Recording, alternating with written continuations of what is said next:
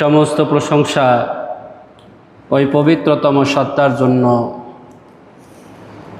যিনি আমাদেরকে সুস্থ সবল অবস্থায় রেখে অতি উত্তম একটি সময়ে, অতি উত্তম একটি দিনে, অতি উত্তম একটি ইবাদত আদায় করার জন্য আল্লাহর ঘর মসজিদে আসার মতো, বসার মতো তৌফিক দান করেছেন। সেই সাথে জুমার মতো একটি সালাত আদায়ের পূর্বে কিছু দিনই কথাবার্তা শোনার মতো তৌফিক দান করতেছেন। সকলেই দিল থেকে শুকরিয়া জ্ঞাপন করি আলহামদুলিল্লাহ। শতকোটি দরুদ ও সালাম বর্ষিত হোক জনাবে মুহাম্মদুর রাসূলুল্লাহ সাল্লাল্লাহু আলাইহি ওয়াসাল্লাম ও তার পুত পবিত্র পরিবারবর্গের উপর ও সম্মানিত সমস্ত সাহাবায়ে কেরাম রাদিয়াল্লাহু তাআলা আনহুম আজমাইনদের উপর। সম্মানিত মুসল্লিগণ, রবিউল আউয়াল মাস চলছে। গত জুমায় রাসূলুল্লাহ সাল্লাল্লাহু আলাইহি ওয়াসাল্লামের জন্ম বৃত্তান্ত নিয়ে সংক্ষিপ্ত আকারে আমরা আলোচনা করার চেষ্টা করেছি। আজকের এই জুমার আলোচনার বিষয়বস্তু হচ্ছে, যার শরীয়তকে আমরা মেনে চলি, যার পুরো জিন্দেগিকে আল্লাহ পাক রব্বুল আলামিন আমাদের জন্য অনুসরণীয়, অনুকরণীয় বানিয়েছেন, সেই রাসূলুল্লাহ সাল্লাল্লাহু আলাইহি ওয়াসাল্লাম তার এই উম্মতকে কি পরিমাণ ভালোবাসতেন, এবং এর বিপরীত উম্মতকে রাসূলুল্লাহ সাল্লাল্লাহু আলাইহি ওয়াসাল্লামকে উম্মতের জন্য কেমন ভালোবাসা উচিত। প্রথম পাঠ, অর্থাৎ রাসূলুল্লাহ সাল্লাল্লাহু আলাইহি ওয়াসাল্লাম তার উম্মতকে কি পরিমাণ ভালোবাসতেন, এটা নিয়ে হলো আজকের আলোচনা ইনশাআল্লাহ।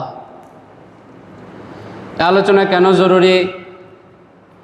আমরা যদি এটাই না জানি যে রাসূলুল্লাহ সাল্লাল্লাহু আলাইহি ওয়াসাল্লাম আমাদেরকে কেমন মহব্বত করতেন, তা আমরা ফিরতি মহব্বত কি করে দিব? ভালোবাসা তো এক পক্ষ থেকে হয় না, উভয় পক্ষ থেকে হতে হয় যদি তার মধ্যে আপনি সফলতা চান। তা রাসূলুল্লাহ সাল্লাল্লাহু আলাইহি ওয়াসাল্লাম আমাদেরকে কেমন ভালোবাসেন, বিপরীতে আল্লাহর রসুলকে আমাদেরকেও কেমন ভালোবাসা উচিত, উভয় ভালোবাসা যদি খুব সুন্দরভাবে মিলে যায়, তখনই আসলে একজন মুমিন সফল কাম। তো উম্মতের প্রতি রাসূলুল্লাহ সাল্লাল্লাহু আলাইহি ওয়াসাল্লামের ভালোবাসা কেমন ছিল,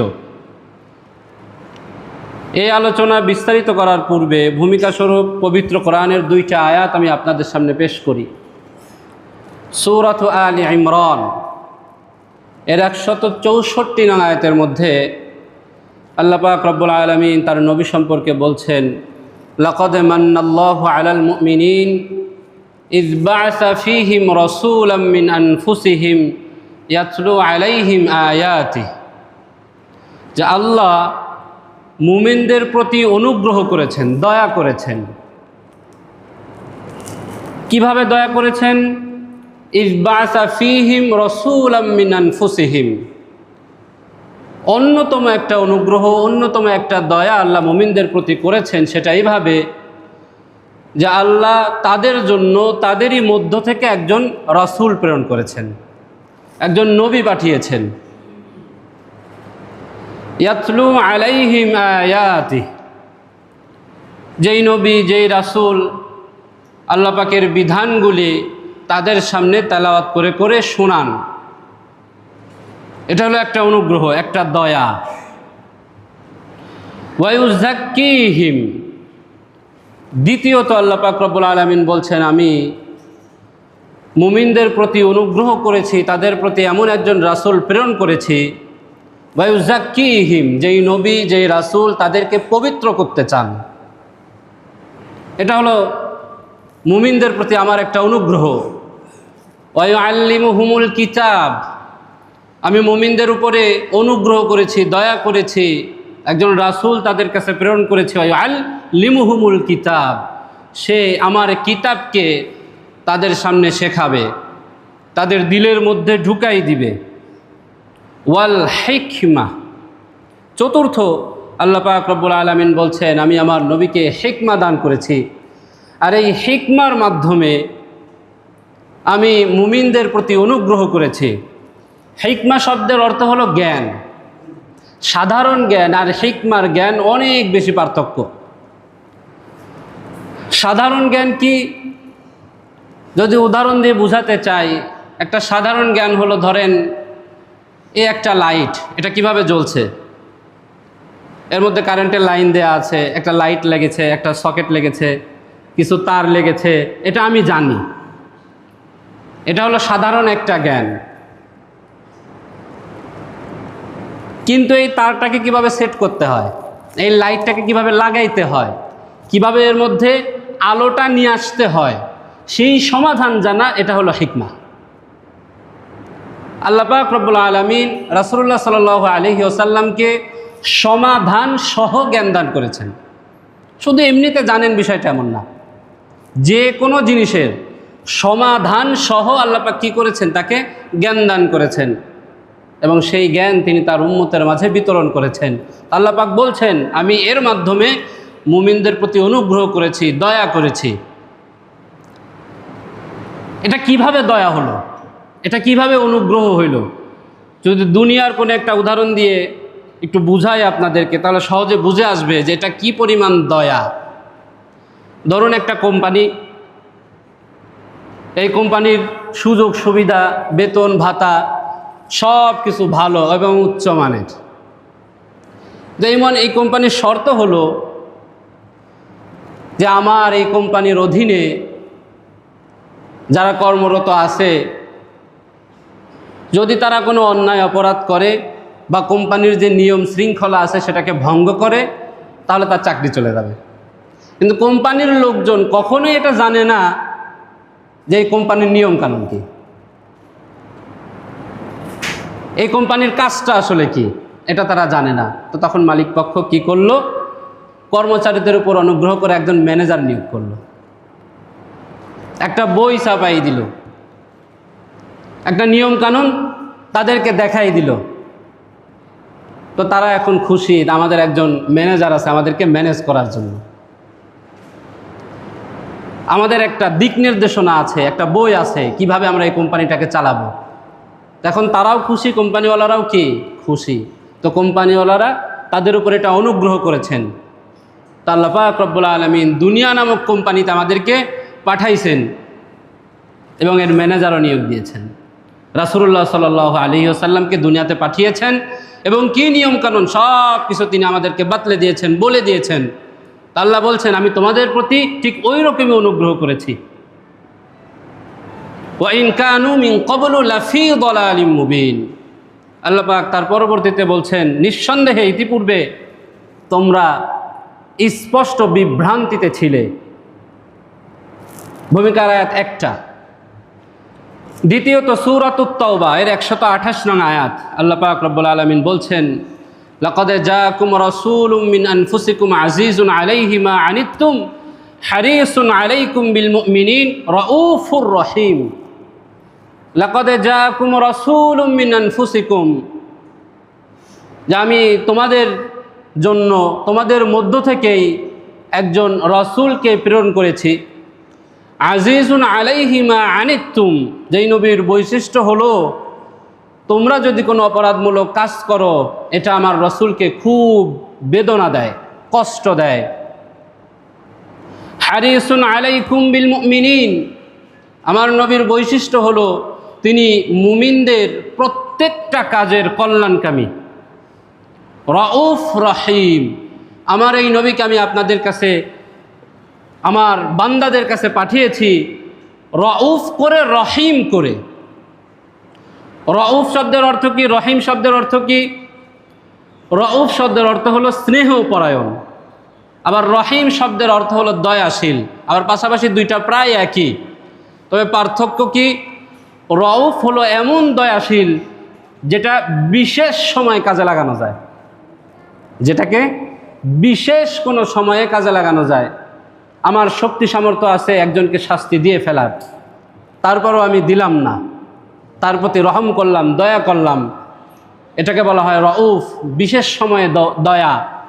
অনেক সময় দেখবেন একজন আসামির ফাঁসির রায় হয়ে যাওয়ার পরে তাকে সুযোগ দেওয়া হয় রাষ্ট্রপতির কাছে মাফ চাওয়ার জন্য। এখন রাষ্ট্রপতির ক্ষমতা আছে, তাকে মাফও করে দিতে পারে, আবার কি ফাঁসির কাস্টে ঝুলাইতেও পারে। তার যে এই ক্ষমতা আছে, এই ক্ষমতা থাকা সত্ত্বেও সে যদি বলে যে না, এর ফাঁসি হবে না, এটা হলো রউফ, বিশেষ সময়ে দয়া করা। আর একটা হলো রহিম, যেটা বান্দার সব সময় 24 ঘন্টায় থাকে। আল্লাহ পাক রব্বুল আলামিন বলছেন, আমি এমন একজন নবী তোমাদের কাছে পাঠিয়েছি যিনি রউফ, যিনি বিশেষ সময়েও তোমাদের প্রতি রহম করেন, দয়া করেন, যিনি রহিম, যিনি 24 ঘন্টায় তার দিলের মধ্যে দয়া আছে। এমন একজন নবী, এমন একজন রাসূল আমি তোমাদের কাছে প্রেরণ করেছি। তো যেখানে স্বয়ং আল্লাহ ঘোষণা দিচ্ছেন আমার নবীর দিলটা খুব নরম, আমার নবী দয়াশীল, আমার নবী তোমাদের প্রতি স্নেহপরায়ণ, তো আমাদের জানা উচিত না যে রাসূলুল্লাহ সাল্লাল্লাহু আলাইহি ওয়াসাল্লাম উম্মতের প্রতি কেমন দয়াশীল, কেমন স্নেহপরায়ণ? সেই আলোচনা ইনশাল্লাহ করব। আল্লাহ রাসূল সাল্লাল্লাহু আলাইহি ওয়াসাল্লাম তিনি তার উম্মতকে এতটা বেশি ভালোবাসতেন যে উম্মতের চিন্তাতেই রাসূলুল্লাহ সাল্লাল্লাহু আলাইহি ওয়াসাল্লাম সবসময় মগ্ন থাকতেন। আমার উম্মত কি করে ভালো হয়, আমার উম্মত কি করে ভালো হয়। একটা হাদিস আমি আপনাদের সামনে পেশ করি, সহিহ মুসলিমের 202 নং হাদিস। হযরত আমর ইবনুল আস রাদিয়াল্লাহু তাআলা আনহু থেকে বর্ণিত, তিনি বলছেন, আন্নান নবী সাল্লাল্লাহু আলাইহি ওয়াসাল্লাম তালা কাওলাল্লাহি আযজা ওয়া জাল ফি ইব্রাহিম। একবার রাসূলুল্লাহ সাল্লাল্লাহু আলাইহি ওয়াসাল্লাম হযরত ইব্রাহিম আলাইহিস সালাতু ওয়াস সালাম সম্পর্কে একটা আয়াত তেলাওয়াত করছেন। যে হযরত ইব্রাহিম আলাইহিস সালাতু ওয়াস সালাম তিনি তার উম্মতের জন্য আল্লাহ পাক রব্বুল আলামিনের কাছে এই ভাষায় বলছেন, রব্বি ইন্নাহুন আযলালনা কাসীরাম মিনান নাস। রব্বি, আমার রব, আযলালনা কাসীরাম মিনান নাস, আমি তো দেখছি আমার উম্মতের অধিকাংশই বিপদগামী। ফামান তাবিআনি ফাইন্নাহু মিন্নি, আমি আপনার কাছে বলতে চাই, ফামান তাবিআনি ফাইন্নাহু মিন্নি, আপনি আমাকে নবী হিসাবে পাঠিয়েছেন, আমাকে যে অনুসরণ করলো সে তো আমাকেই অনুসরণ করলো, সে তো কেমন যেন আপনাকেই অনুসরণ করলো। ওমান আসানি ফাইন্নাকা গফুরুর রহিম, তবে যে মানলো না তার ব্যাপারে আমাকে আর আপনি ধরেন না। ওমান আসানি, যে ব্যক্তি আমাকে অস্বীকার করলো, ফাইন্নাকা গফুরুর রহিম, তার ব্যাপারে তো আপনি গফুর, আপনি রহিম, যা ভালো চান সেটা আপনি করেন। উম্মতের দায়ভার হযরত ইব্রাহিম আলাইহিস সালাতু ওয়াস সালাম আল্লাহ পাকের কাছে এইভাবে ব্যক্ত করছেন। রাসূলুল্লাহ সাল্লাল্লাহু আলাইহি ওয়াসাল্লাম তারপরে বলছেন, আকালা ঈসা আলাইহিস সালাম ইন তুআযযিবহুম ফাইন্নাহুম ইবাদুক ওয়া ইন তাগফির লাহুম ফাইন্নাকা আনতাল আজিজুল হাকীম। হযরত ঈসা আলাইহিস সালাতু ওয়াস সালাম তিনি তার উম্মত সম্পর্কে বলছেন, ইন তুআযযিবহুম ফাইন্নাহুম ইবাদুক, আয় আল্লাহ আমার এত উম্মত, ইন তুআযযিবহুম, আপনি যদি কোনো অন্যায়ের কারণে তাদেরকে শাস্তি দেন, ফাইন্নাহুম ইবাদুক, তো এরা তো আপনারই বান্দা। ওয়া ইন তাগফির লাহুম, আবার যদি আপনি তাদেরকে ক্ষমা করে দেন, ফাইন্নাকা আনতাল আজিজুল হাকীম, সেই ক্ষমা করার অথরিটি আপনার আছে, আপনি তো আজিজ, আপনি মহাপরাক্রমশালী, আপনি তো হাকিম, আপনি মহাবিচারক। হযরত ঈসা আলাইহিস সালাতু ওয়াস সালাম তিনিও তার উম্মতের ব্যাপারে আল্লাহ তাআলার কাছে এইভাবে বলছেন যে বিপদগামী হয়ে গেছে তার ব্যাপারে তো আমার আর কিছু করার নাই। রাসূলুল্লাহ সাল্লাল্লাহু আলাইহি ওয়াসাল্লাম তিনি তার উম্মত সম্পর্কে কিভাবে বলেন? হযরত ইব্রাহিমের এই কথা, হযরত ঈসার এই কথা বলে আল্লাহ রাসূল সাল্লাল্লাহু আলাইহি ওয়াসাল্লাম বলছেন, ফারাফা ইয়াদাইহি ওয়া ক্বালা আল্লাহুম্মা উম্মতি আল্লাহুম্মা উম্মতি ওয়া বাকা। আল্লাহ রাসূল সাল্লাল্লাহু আলাইহি ওয়াসাল্লাম তিনি এটা বোঝাতে চাচ্ছেন যে আমি আমার উম্মতের দায়ভার এইভাবে ছেড়ে দিতে চাই না, যে আল্লাহ যারা বিপদগামী হয়ে গেছে তাদের ব্যাপারে আপনিই দেখভাল করেন, আমার একটা উম্মত যেন জাহান্নামে না যায়, আমার প্রত্যেকটা উম্মত যেন জান্নাতবাসী হয়। তিনি এই কথা মনে করে কান্নাকাটি শুরু করছেন, কান্না করতেছেন। ফাকাল আল্লাহু আযজা ওয়া জাল, আল্লাহ পাকের নজর তো আর এড়ায় নাই, আল্লাহ পাক তিনি তো সব কিছুই জানেন। আল্লাহ পাক রব্বুল আলামিন জিবরিলকে বলতেছেন, ইয়া জিবরিল ইযহাব ইলা মুহাম্মদ ওয়া রাব্বুকা আলাম ফাসালহুমা ইউবকিক, তুমি জলদি আমার হাবিবের কাছে যাও, গিয়ে জিজ্ঞাসা করো যে আমার হাবিব কেন কান্না করে। হযরত জিবরিল রাসূলুল্লাহ সাল্লাল্লাহু আলাইহি ওয়াসাল্লামের কাছে আসছে। ফাতাহু জিবরিল আলাইহিস সালাম ফাসাআলাহু ফাআখবারাহু রাসূলুল্লাহ সাল্লাল্লাহু আলাইহি ওয়াসাল্লাম বিমা ক্বাল। হযরত জিবরিল আল্লাহ রাসূল সাল্লাল্লাহু আলাইহি ওয়াসাল্লামের কাছে এসে জিজ্ঞাসা করতেছেন, ইয়া রাসূলুল্লাহ, আপনি কান্না করেন কেন? আল্লাহ আমাকে আপনার কাছে পাঠিয়েছেন। রাসূলুল্লাহ সাল্লাল্লাহু আলাইহি ওয়াসাল্লাম সব কিছু খুলে বলছেন যে হযরত ইব্রাহিম তিনি তার উম্মতের এরকম দায়ভার আল্লাহ তাআলার উপরে ছেড়ে দিয়েছেন। হযরত ঈসা তিনি তার উম্মতের দায়ভার এরকম আল্লাহ তাআলার কাছে ছেড়ে দিয়েছেন। তো আমি তো আমার উম্মতের দায়ভার এভাবে ছেড়ে দিতে পারি না। আমার বড্ড মায়া লাগে, আমার বড্ড কষ্ট লাগে। তুমি একটু আল্লাহ তাআলার কাছে গিয়ে বলো। হযরত জিবরিল তিনি আল্লাহ তাআলার কাছে গিয়ে বলছেন যে আপনার হাবিব তো এই কারণে কান্না করে। আল্লাহ পাক রব্বুল আলামিন জিবরিলকে বললেন, ইয়া জিবরিল ইযহাব ইলা মুহাম্মদ। ও জিবরিল, তাড়াতাড়ি আমার হাবিবের কাছে যাও। ফাকুল ইন্নী সানুরদিকা ফি উম্মাতিক, যে তাড়াতাড়ি বলো যে হাবিব আল্লাহ তাআলা পয়গাম পাঠিয়েছেন আপনার কাছে, ইন্না সানুরদিক ফি উম্মাতিক, অবশ্যই অবশ্যই আল্লাহ আপনার উম্মতের ব্যাপারে আপনাকে খুশি করে দিবেন। আপনি যেমন চান আল্লাহ তেমনই করবেন। হাদিসের পরবর্তী অংশ, ওয়ালা নাসুকা, আপনার উম্মতের ব্যাপারে আপনার উম্মতকে জাহান্নামে দিয়ে ওয়ালা নাসুকা, আল্লাহ আপনাকে ব্যতীত করবেন না। তো রাসূলুল্লাহ সাল্লাল্লাহু আলাইহি ওয়াসাল্লাম তিনি তার উম্মতের দায়ভার কি এইভাবে ছেড়ে দেন নাই। কতটা ভালোবাসলে এটা হইতো। ভাই আমার, আমাদের একদিন সন্তান যদি বিপথে যায়, আমি তো সন্তানকেও তার পথে ছেড়ে দিই, এই যা তুই যা খুশি তাই কর। রাসূলুল্লাহ সাল্লাল্লাহু আলাইহি ওয়াসাল্লাম কেমন মায়া করতেন এই উম্মতকে, যে তার দায়ভার তিনি এইভাবে ছেড়ে দেন নাই। রাসূলুল্লাহ সাল্লাল্লাহু আলাইহি ওয়াসাল্লাম তিনি তার এই উম্মতকে কেমনটা ভালোবাসতেন, কত বেশি ভালোবাসতেন। সহিহ ইবনে হিব্বানের 7111 নং হাদিস, এই হাদিসের মধ্যে আসছে যে এমন কোনো সালাত ছিল না যেই সালাতের পরে রাসূলুল্লাহ সাল্লাল্লাহু আলাইহি ওয়াসাল্লাম তার এই উম্মতের জন্য দোয়া করতেন না। এমন কোনো সালাত ছিল না। আমরা আমাদের সালাতের পরে কত সময় দোয়া করি, কতটুকুই বা দোয়া করি, কতজনের জন্যই বা দোয়া করি। অথচ হাদিস শরীফের মধ্যে আসছে এমন কোন সালাত আল্লাহ রাসূলের জীবনে যায় নাই যে সালাতের পরে রাসূলুল্লাহ সাল্লাল্লাহু আলাইহি ওয়াসাল্লাম উম্মতের জন্য দোয়া করেন নাই। কতটুকু ভালোবাসলে এটা হওয়া সম্ভব। এই হাদিসটা হযরত আয়েশা রাদিয়াল্লাহু তাআলা আনহা থেকে বর্ণিত। তিনি বলছেন, রাআইতু রাসূলুল্লাহ সাল্লাল্লাহু আলাইহি ওয়াসাল্লাম তাইয়িবান নাফস। রাসূলুল্লাহ সাল্লাল্লাহু আলাইহি ওয়াসাল্লামকে যখন আমি হাসি খুশি দেখতাম, খুশি মন দেখতাম, তখন আমি তাকে বলতাম, ইয়া রাসূলুল্লাহ উদউল্লাহ আলী, ইয়া রাসূলুল্লাহ আপনি একটু আমার জন্য দোয়া করে দেন। ফাকাল আল্লাহুম্মা গফির লিআয়েশা মা তাকদ্দামা মিন যামবিহি ওয়া মা তাআখার। রাসূলুল্লাহ সাল্লাল্লাহু আলাইহি ওয়াসাল্লাম হযরত আয়েশার জন্য দোয়া করতেন, আয় আল্লাহ আয়েশার পূর্বের পরের সমস্ত গুনাহকে আপনি মাফ করে দেন। আল্লাহ রাসূল দোয়া করতেন, ওয়া মা আসাররাত ওয়া মা আ'লানাত, আয় আল্লাহ আয়েশার প্রকাশ্য গোপনীয় সব অপরাধগুলোকে আপনি ক্ষমা করে দেন। ফাযহিকাত আয়েশা হাত্তা সাকাতা রাসুহা ফি হিজরিহা। এই কথা শোনার পর হযরত আয়েশা রাদিয়াল্লাহু তাআলা আনহা কিছুটা লজ্জা পেয়ে নিচের দিকে চেয়ে মুসকি মুসকি হাসতেছেন। তা আল্লাহ রাসূল সাল্লাল্লাহু আলাইহি ওয়াসাল্লাম বলছেন, সুররুকি দুআই, আয়েশা আমি এত সুন্দর দোয়া তোমার জন্য করলাম, তুমি কি খুশি হও নাই? ফাকালাত ওয়া মা লি লা ইয়াসুরুনি দুআউকা। আয়েশা রাদিয়াল্লাহু তাআলা আনহা বলছেন, ইয়া রাসূলুল্লাহ আপনি আমার জন্য দোয়া করেছেন আর আমি খুশি হব না, এটার কোনো কারণ থাকতে পারে? ফাকালা আল্লাহ, আল্লাহ রাসূল সাল্লাল্লাহু আলাইহি ওয়াসাল্লাম তারপরে বলছেন, আমি আল্লাহর কসম খেয়ে বলছি, ইন্নাহা লাদাওয়াতি লিউম্মতি ফি কুল্লি সালাতিন, প্রত্যেক সালাতের পরেই আমি আমার উম্মতের জন্য এইভাবেই দোয়া করে থাকি। প্রত্যেক সালাতের পরে আমি আমার উম্মতের জন্য এইভাবেই দোয়া করে থাকি, আল্লাহ আমার উম্মতকে ক্ষমা করে দেন, আল্লাহ আমার উম্মতকে মাফ করে দেন, আল্লাহ আমার উম্মতকে জান্নাতবাসী করেন। কি পরিমাণ ভালোবাসতেন তিনি এই উম্মতকে। রাসূলুল্লাহ সাল্লাল্লাহু আলাইহি ওয়াসাল্লাম এই উম্মতকে এতটা বেশি ভালোবাসতেন, সহিহ মুসলিমের 199 নং হাদিসটি পড়লে বোঝা যায়। এই হাদিসের মধ্যে কি আসছে? হাদিসটি হযরত আবু হুরায়রা রাদিয়াল্লাহু তাআলা আনহু থেকে বর্ণিত। তিনি বলছেন, ক্বালা রাসূলুল্লাহ সাল্লাল্লাহু আলাইহি ওয়াসাল্লাম লিকুল্লি নাবিয়্যিন দাওয়াতুন মুস্তাজাবা। প্রত্যেক নবীর একটা দোয়া এমন ছিল যেটাকে অবশ্যই কবুল করা হবে, এমন একটা দোয়া করার অধিকার প্রত্যেক নবীর ছিল।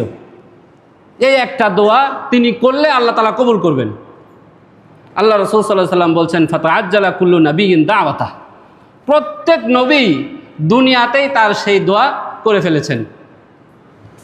হযরত নূহ আলাইহিস সালাতু ওয়াস সালাম তিনি তার উম্মতের মধ্যে যারা কাফের ছিল তাদের ধ্বংসের জন্য এই দোয়া করে ফেলেছেন, আল্লাহ কবুলও করছেন, ধ্বংস করে দিয়েছেন। হযরত ইব্রাহিম আলাইহিস সালাতু ওয়াস সালাম তিনি তার সন্তানদের জন্য, তিনি তার পরিবারের জন্য যেই শহরে তিনি তাদেরকে রেখে আসছিলেন সেই শহরের নিরাপত্তার জন্য দোয়া করেছিলেন। অর্থাৎ পবিত্র মক্কা আর মদিনা, পবিত্র মক্কার ভূমি, তা আল্লাহ পাক সেটাকে নিরাপত্তা দিয়েছেন, নিরাপদ করে দিয়েছেন। কিয়ামত পর্যন্ত এটা নিরাপদ থাকবে, এই নিরাপত্তা বলাই ঠিক থাকবে কিয়ামত পর্যন্ত, আল্লাহ সেটাকে কবুল করছেন। হযরত ঈসা আলাইহিস সালাতু ওয়াস সালাম তিনি তার উম্মতের খাবারের জন্য দোয়া করছিলেন, তা আল্লাহ পাক সেটাকে কবুল করে নিছেন। এইভাবে প্রত্যেক নবী। আবার হযরত মূসা আলাইহিস সালাতু ওয়াস সালাম তিনি ফেরাউন আর তার দলবলের ধ্বংস হওয়ার জন্য দোয়া করছিলেন, তা আল্লাহ সেটাকে কবুল করে নিছেন। আল্লাহ রাসূল সাল্লাল্লাহু আলাইহি ওয়াসাল্লাম বলতেছেন প্রত্যেক নবীরই এরকম একটা করে দোয়া ছিল যে অবশ্যই অবশ্যই আল্লাহ তাআলা সেটাকে কবুল করবেন।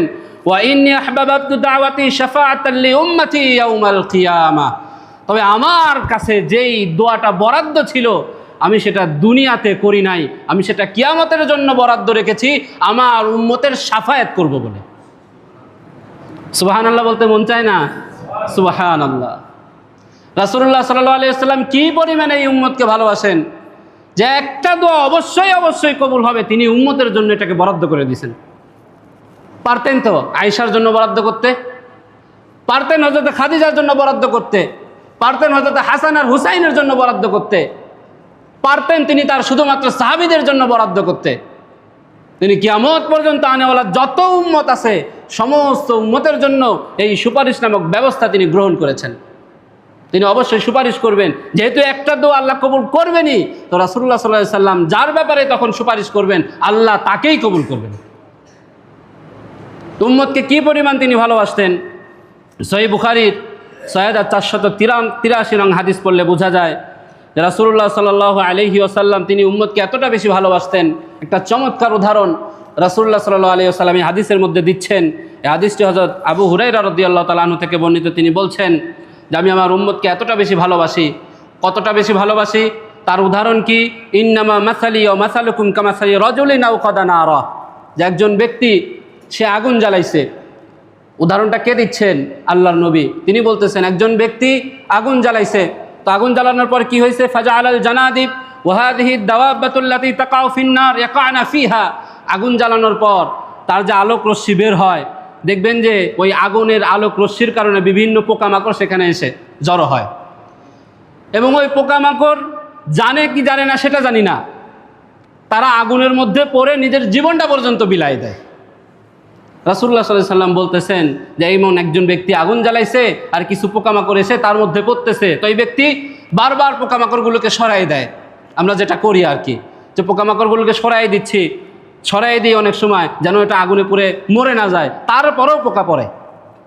রাসূলুল্লাহ সাল্লাল্লাহু আলাইহি ওয়াসাল্লাম বলতেছেন আমি স্পষ্ট দেখতে পাচ্ছি যে আমি ঠিক ওই রকমভাবে আমার উম্মতকে জাহান্নামের আগুন থেকে বাঁচাতে চাচ্ছি, আর আমার উম্মত আমার হাত থেকে ফসকে ফসকে জাহান্নামের আগুনের মধ্যে ঢুকে পড়তেছে, যেই রকম কীট পতঙ্গ ওই আগুনের মধ্যে পড়ে নিজেকে শেষ করে দেয়। আমি বারবার চেষ্টা চালিয়ে যাচ্ছি, বারবার চেষ্টা চালিয়ে যাচ্ছি। তো রাসূলুল্লাহ সাল্লাল্লাহু আলাইহি ওয়াসাল্লাম উম্মতকে কতটা বেশি ভালোবাসেন যে একজন উম্মতও যেন জাহান্নামী না হয়। আল্লাহর রাসূল এই উম্মতকে কতটা বেশি ভালোবাসেন একটা হাদিসের মধ্যে পাওয়া যায়, মুসনাদে আহমদের হাদিস। হযরত আনাস ইবনে মালিক রাদিয়াল্লাহু তাআলা আনহু থেকে বর্ণিত। তিনি বলছেন ওয়াদিতু ইন্নী লাকিতু ইখওয়ানি, আমার ওই উম্মতের সাথে খুব বেশি সাক্ষাতের ইচ্ছা হচ্ছে, যাদেরকে আমি অনেক বেশি ভালোবাসি। ক্বালু ইয়া রাসূলুল্লাহ আলাসনা ইখওয়ানাক, সাহাবায়ে কেরাম আল্লাহর রাসূলকে বলতেছেন ইয়া রাসূলুল্লাহ আমরা কি আপনার সাথী ভাই নই? তো আপনার আরো কোন সাথী আছে যাদের সাথে দেখা করার জন্য আপনার দিলটা পুড়তেছে? আল্লাহ রাসূল সাল্লাল্লাহু আলাইহি ওয়াসাল্লাম বলছেন বাল আনতুম আসহাবি ওয়া ইখওয়ানি আল্লাযীনা আমানু বি ওয়া লাম ইয়ারাউনি, আমার ওই সমস্ত ভাইদের জন্য আমার দিলটা পুড়তেছে, আমার কলিজাটা পুড়তেছে যারা আমাকে দেখে নাই তারপরেও আমার প্রতি ঈমান আনয়ন করেছে। আমার ওই উম্মতদেরকে আমার একটু দেখার ইচ্ছা করে। রাসূলুল্লাহ সাল্লাল্লাহু আলাইহি ওয়াসাল্লাম উম্মতকে কতটা বেশি ভালোবাসতেন আমাদেরকে একটু দেখার বাসনা তিনি দুনিয়াতেই ব্যক্ত করে গিয়েছেন।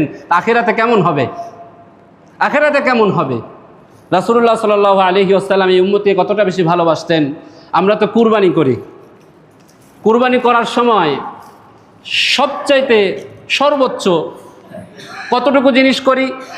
ধরেন একটা গরু ক্রয় করলাম, তা আমরা কিছু ভাগে কুরবানি দিব, হয়তো বা নিজের বাবার নামে, নাই মায়ের নামে, আর নাইলে সন্তান ইত্যাদির নামে। এর বাইরে সাধারণত কেউ যায়? এর বাইরে সাধারণত কেউ যায় না। সে যাদেরকে সবচেয়ে বেশি মহব্বত করে, তার রক্তের আত্মীয় স্বজন দ্বারা, তাদের নামেই সে সাধারণত কুরবানি করে। রাসূলুল্লাহ সাল্লাল্লাহু আলাইহি ওয়াসাল্লাম তিনি প্রত্যেক বছর তার উম্মতের মঙ্গলের জন্য উম্মতের নামে তিনি কুরবানি করতেন। আল্লাহর রাসূল উম্মতকে কি পরিমাণ বেশি ভালোবাসতেন। শুধু এটাই নয়, শুধুমাত্র উম্মতের কষ্ট হবে ভেবে শরীয়তের অনেক বিধিবিধান রাসূলুল্লাহ সাল্লাল্লাহু আলাইহি সাল্লাম উম্মতের জন্য সহজ করেছেন। আপনারা সালাত সম্পর্কে জানেন, সালাত কয় রাকাত ফরজ হয়েছিল? প্রথমে 50 রাকাত। 5 ওয়াক্ত সালাতি, 50 ওয়াক্ত সালাত, 5 ওয়াক্ত সালাতে আদায় করতে পারি না। যদি 50 ওয়াক্ত সালাত থাকতো কি অবস্থাটা হইতো? সেটা 5 কমে 45, আরও 5 কমে 40, আরও 5 কমে 35, আরও 5 কমে 30, এইভাবে আস্তে আস্তে আস্তে আস্তে আস্তে আস্তে রাসূলুল্লাহ সাল্লাল্লাহু আলাইহি সাল্লাম 5 পর্যন্ত নিয়ে আসছেন, উম্মতের জন্য সহজ করেছেন। আপনারা জানেন মেসওয়াক করা সুন্নত, এটা জানি না আমরা, অথচ এটা ফরজ ছিল। রাসূলুল্লাহ সাল্লাল্লাহু আলাইহি ওয়াসাল্লাম তিনি বলতেছেন, আমি যদি এই ভয় না করতাম যে উম্মতের উপর এটাকে ফরজ করে দেওয়া হবে, আমি যদি এই ভয় না করতাম, সবসময় শুধু মেসওয়াকই করতাম। রাসূলুল্লাহ সাল্লাল্লাহু আলাইহি ওয়াসাল্লাম এটাকে সহজ করে দিয়েছেন। তারাবির সালাত আপনারা পড়েন না? কখনো কখনো তো বাদ দেওয়ারও অবকাশ থাকে, এরকম মাসলা তো আমরা দেই এবং বাদও দেই অনেক সময় অনেক কারণে।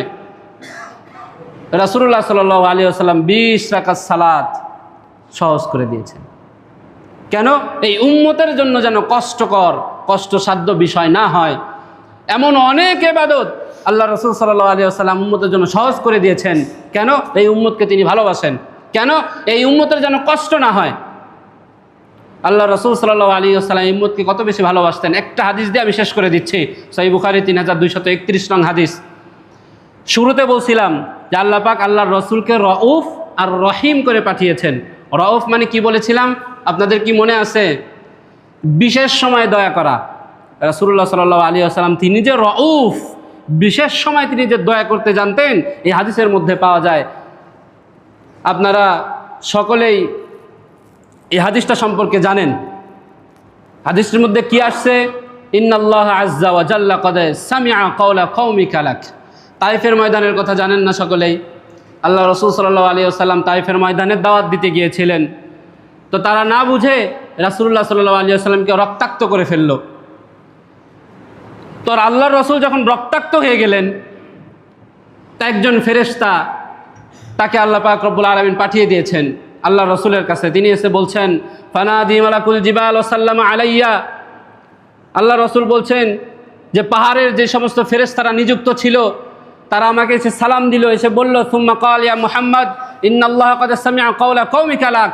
আপনার কওম আপনার সাথে কি আচরণ করেছে, আপনার কওম আপনাকে কি বলেছে, এই সম্পর্কে আল্লাহ পাক ভালো জানেন। ওয়া আনা মালাকুল জিবাল, এই যে আমাকে দেখছেন আমি হলাম এই পাহাড়ের ফেরেশতা। বাআসানি রাব্বুকা ইলাইকা লিতা'মুরানি বিআমরিক। আল্লাহ আমাকে পাঠিয়েছেন আপনার কাছে, আপনি শুধু একটু মুখ দিয়ে বলেন, 2 পাহাড় একত্রিত করে পুরো এলাকাকে আমি ধ্বংস করে দিচ্ছি। আল্লাহ রাসূল সাল্লাল্লাহু আলাইহি ওয়াসাল্লাম রউফ ছিলেন, আল্লাহ ঘোষণা দিচ্ছেন। রাসূলুল্লাহ সাল্লাল্লাহু আলাইহি ওয়াসাল্লামের ক্ষমতাও ছিল, শুধু মুখ দিয়ে একটু বলতেন, দাও, ধ্বংস করে দাও। তাকে রক্তাক্ত করে ফেলা হয়েছে। আল্লাহ রাসূল সাল্লাল্লাহু আলাইহি ওয়াসাল্লাম কি বললেন? বাল আরজু আন ইখরিজাল্লাহু মিন আসলাবিহিম মান ইয়াবুদুল্লাহ ওয়াহদাহু লা ইউশরিক বিহি শাইআ। না না না না, এদেরকে ধ্বংস করা যাবে না। হতে পারে এদের পরবর্তী কোনো প্রজন্ম দুনিয়াতে আসবে আর তারা এক আল্লাহকে মেনে নিবে আর তারা আল্লাহর রাসূলকে মেনে নিবে। রাসূলুল্লাহ সাল্লাল্লাহু আলাইহি ওয়াসাল্লাম রউফ ছিলেন, ক্ষমতা ছিল শাস্তি দেওয়ার, তারপরও আল্লাহর রাসূল দেন নাই। তো উম্মতকে তিনি এত এত বেশি ভালোবাসতেন। বিনিময়ে আমাদের কি করা উচিত? আমাদের কি করা উচিত? আল্লাহ রাসূল যেহেতু আমাদেরকে ভালোবাসেন, আমাদেরও রিটার্ন করা উচিত না? আমরা তো তার উম্মত, এটা রিটার্ন দেওয়া উচিত না? হাল জাযাউল ইহসান ইল্লাল ইহসান, সূরাতুর রহমানের ভিতরে বিখ্যাত এক আয়াত। আল্লাহ পাক রব্বুল আলামিন বলছেন হাল জাযাউল ইহসান ইল্লাল ইহসান, অনুগ্রহের পরিবর্তে বিপরীতে আবার অনুগ্রহ ছাড়া আর কী বা হতে পারে উত্তম? উত্তম আর কি হতে পারে? যেহেতু রাসূলুল্লাহ সাল্লাল্লাহু আলাইহি ওয়াসাল্লাম আমাদেরকে এত বেশি ভালোবাসতেন, আমাদেরও উচিত আমাদের জীবনের প্রত্যেকটা কাজে, প্রত্যেকটা কর্মে রাসূলুল্লাহ সাল্লাল্লাহু আলাইহি ওয়াসাল্লামের অনুসরণ এবং অনুকরণ। এটাই হইল রাসূলুল্লাহ সাল্লাল্লাহু আলাইহি ওয়াসাল্লামের প্রতি ভালোবাসা। আরও একটা যে পাঠ, আমাদেরকেও কেমন উচিত রাসূলুল্লাহ সাল্লাল্লাহু আলাইহি ওয়াসাল্লামের প্রতি ঈমান আনা, তাকে ভালোবাসা, এই একটা পাঠ সম্পর্কে ইনশাআল্লাহ সামনে আলোচনা হবে। আল্লাহ পাক রব্বুল আলামিন রাসূলুল্লাহ সাল্লাল্লাহু আলাইহি ওয়াসাল্লামের জীবন আদর্শকে আমাদের জীবনের আদর্শ বানানোর তৌফিক দান করেন। আমিন। ওয়া আখিরু দাওয়ানা আলহামদুলিল্লাহি রাব্বিল আলামিন।